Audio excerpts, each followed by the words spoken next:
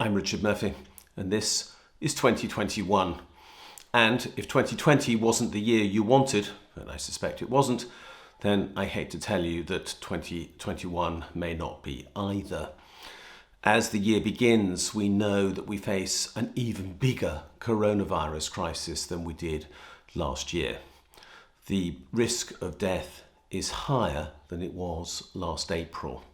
But there is hope with regard to coronavirus. We have got vaccines. Maybe, and I can only say maybe, they may roll out and they may provide the reduction in transmission that is necessary to control this virus. Let's hope so. But even if that happens, there will be massive problems remaining in our societies. Because of the coronavirus, 20% of families in the UK face crushing debt burdens with regard to basic bills. There are many businesses that simply do not know how to pay the liabilities that they now face, including loan repayments from the government, because of the losses that they have incurred. There is massive unemployment risk as a consequence. And on top of that, we have, and perhaps this is the biggest crisis of all, we have the risk of political paralysis. We have a government that does not seem able to make a decision. We have an opposition that is still triangulating to appease everyone and appearing to appease no one. We have a demand for Scottish independence that is not going away. We have Northern Ireland now as a completely separate jurisdiction, apart from the United Kingdom, of which it is still technically a part, because it remains within many European Union conventions, including the single market and so on, which we are excluded from in the rest of the UK. This is a situation that is unprecedented. And in all of that, we have a continuing democratic deficit. When I was born, that was in 1958, it's probably fair to say that the first past the post political system suited the needs of the UK.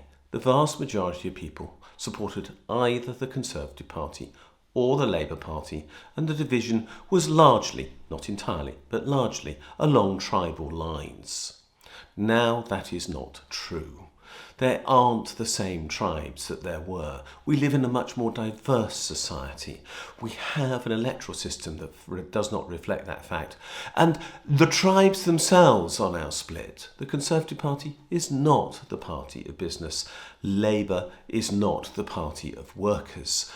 What we have is a much more complex world and a political system that no longer suits it. I don't want to hold political office. It would not suit me personally. That doesn't mean I'm not a political person. I clearly am. But I'm a thinker. I'm a developer of ideas. I don't want to be a minister in charge of a department. It would crush my soul to do such a job. But I do want people who can do such jobs, who are competent and able and with the vision to lead the parts of this government that require there to be change into the future that we need. That means that I believe that 2021 has to be a year when we try to change politics itself. We're sort of seeing that happening in Scotland, where a unanimity is being created around a single demand, that of independence. Latest opinion polls suggest that the SNP would, if there was an election, get all but 2 seats in Scotland now. But that won't last there either. Once Scotland is independent, of course, the SNP will have to share ideas and it will become a more diverse and probably split party between the various groups that make it up. In the rest of the UK, and I believe we are now talking about a future for the rest of the UK, we need something similar. I do not believe that I will ever now live in a day where the leader of one political party can answer all the political demands, all the political expectations and all the political hopes that I might have for this country.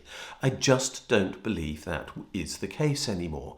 I believe, and this is based upon the experience of working with teams over a very long period of time, that recognising that different people with different beliefs, with different approaches, with different visions, with different lenses that they apply to problems, can bring ideas and compromises to the table that help us find solutions that work. And that is only going to be possible if we change the UK political system. What do I really want now? I would love the UK's major political parties, and I'm not expecting the Conservatives to join with this because they have an 80-seat majority and believe they have a right to basically rule forever. But for the rest of the UK political parties, and there are of course quite a number of these, to come together and to agree that they will work in unity. Not to actually rule together for the long term, because I don't want that. I want there to be choice. I want there to be opportunity for change. But to create the environment where the mix of ideas that we need can be created.